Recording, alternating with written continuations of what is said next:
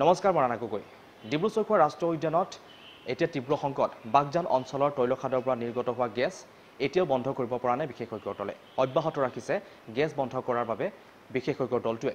আৰু অঞ্চলটো দাঁতিকাষৰীয়া যি অঞ্চল আছিল সেই অঞ্চলসমূহৰ লোকসকলৰ প্ৰতি এতিয়া ভাবুকি আহি পৰিছে। সেই অঞ্চলৰ লোকসকল ঘৰ বাৰী এৰি অন্য ঠাইলৈ ঢাপলি মেলিব লগা হৈছে। আমাৰ সাংবাদিক উৎপল বৰা গৈছিল সেই অঞ্চললৈ। সেই অঞ্চলৰ পৰা উৎপল বৰাৰ এক গ্ৰাউণ্ড জিৰ' ৰিপৰ্ট আগবঢ়াইছোঁ।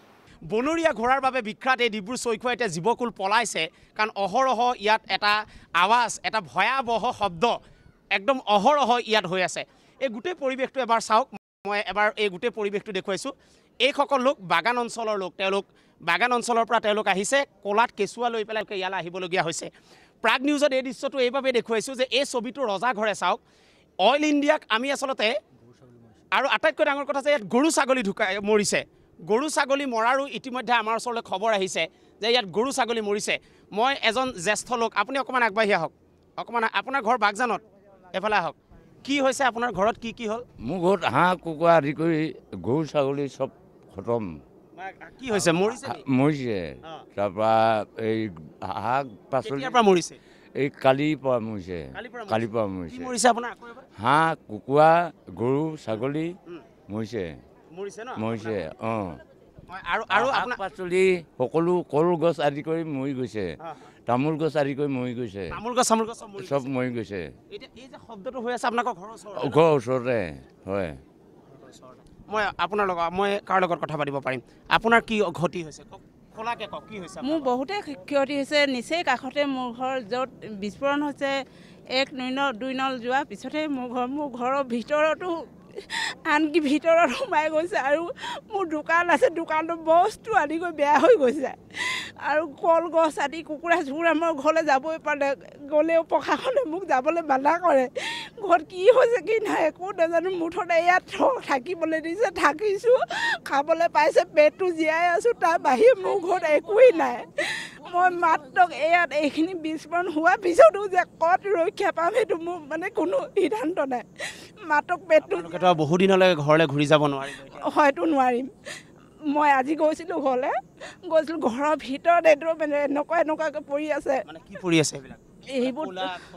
ক'লা ক'লা ৰংকৈ পৰি আছে।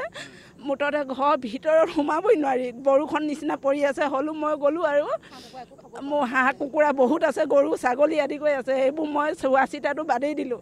হ'লেও ঘৰৰ বস্তুখিনি চাবলৈ মানুহবোৰ চব ইয়ালৈ গুচি আহিলে। হয়, গুচি আহিলোঁ। আজি ৰাতিটো সৈতে 3 ৰাতি হ'ব। হয়। বৰ ভয়াৱহ এখন ছবি। মই আকৌ এবাৰ কৈছোঁ, বাইদেউ আপোনালোকে কান্দি গৈছে, মই দেখা পাইছোঁ। আপোনালোকৰ ঘৰত কিমান ক্ষতি হৈছে? মোৰ একো নাই, চব এদাই হ'ল। হাঁহ কুকুৰা গৰু ছাগলী মই আজি ৰাতিপুৱা গৈছোঁ, টাপ পানী পৰিছে। কুকুৰা এটা মাতিছোঁ, নাহে, ওচৰলৈ ভয়ে ডকাইছে। চব এদাই নাই, শাক পাত একো নাই, তললৈ বহি গৈছে চব। মই ৰাতিপুৱা গৈ কিনি কৈছোঁ ভিতৰত সোমাব নোৱাৰা, কাণ চান ধপ কৰিছে। তাৰপৰা আহি কিনি কৈছোঁ বস্তুবোৰ নাই চব বুলি। কাপোৰ কানি কাঁহী বাতি চব আছে, একো নাই, চৌবাতি একো আনিব পৰা নাই। অকল খাই বৈ থাকিলে নহয়। আমাক কালি কৈছে দূৰলৈ যাবলৈ, আমি দূৰলৈ নাযাওঁ, ওচৰলৈ চাবি যাম, ওচৰত থাকিম আমি, মৰিলে চব মৰিম, ঘৰ চব যাব আমি। আপোনাৰ ঘৰৰ পৰা সেই যিটো জেগাটো কিমান বেছি দূৰ নহয়, অকণমান দুটা ঘৰ পাৰ হৈছে আমাৰ ঘৰটো। আপোনাৰ ঘৰৰ পৰা দুটা ঘৰ পাৰ? দুটা পাৰ হৈ পাৰ খাটো নোৱাৰোঁ। ৰাতিপুৱা গৈছিলোঁ, নোৱাৰোঁ, একদম তেল পৰিছে, ক'লা ক'লা। মানে যিটো পানী পৰিছে ন, আমি ঘৰত যদি যাওঁ বুলি যাওঁ নহয়, গোটেই আমাৰ চকু ফুৰে, কাণ ফুৰে, গোটেই গা জ্বলি যায়, মানে যাবই নোৱাৰোঁ। আৰু ইমান বস্তু আছে, মানে খৰধৰকৈ যি এটা আনিলোঁ আৰু এতিয়া আমি মুঠতে সাহস কৰোঁ, অকল জীৱনটোৰ কাৰণে চিন্তা কৰিব লগা হৈছে। আমি বাকী ছাগলী বা এইবিলাক কি হ'ল কি নহ'ল আমি যাবই নোৱাৰোঁ, সোমাবই নোৱাৰোঁ, কৰিম কি এতিয়া?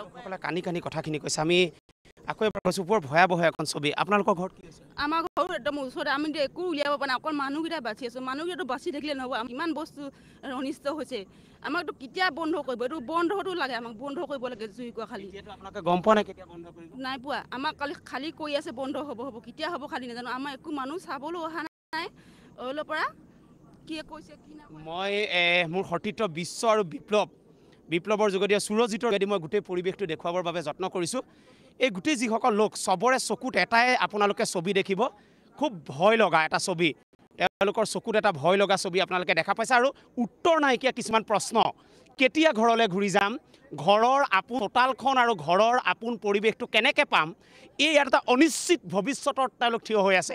আৰু এই গোটেই বিষয়বিলাক যদি দিছপুৰৰ পৰা একমাত্ৰ চৰকাৰখনে চাই থাকে, অইল ইণ্ডিয়াক একো নকয়, অইল ইণ্ডিয়াই তেল নিছে, কোটি কোটি টকা অৰ্জন কৰিছে, তাৰ সিংহাসন মূল টকাখিনি আচলতে কেন্দ্ৰীয় চৰকাৰে পাইছে, কিন্তু এই মানুহসকলৰ জীৱ বা এইসকলৰ প্ৰাণ লৈ, এই জীৱকুলৰ প্ৰাণ লৈ পেলাই তেওঁলোকে তেল অন্বেষণ বা উৎপাদন কৰি কি লাভ আছে?